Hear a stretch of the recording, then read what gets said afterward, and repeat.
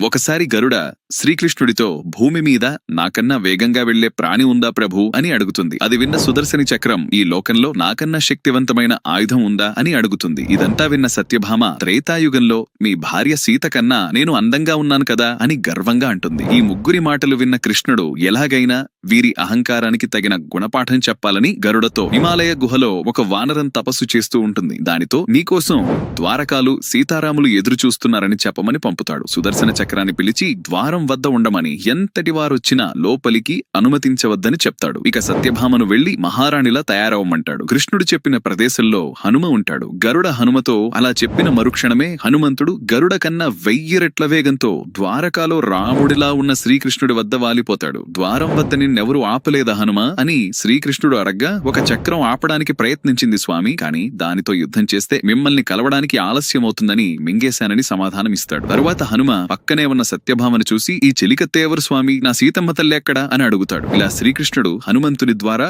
ముగ్గురి కళ్ళు తెరిపిస్తాడు. Download ShareChat.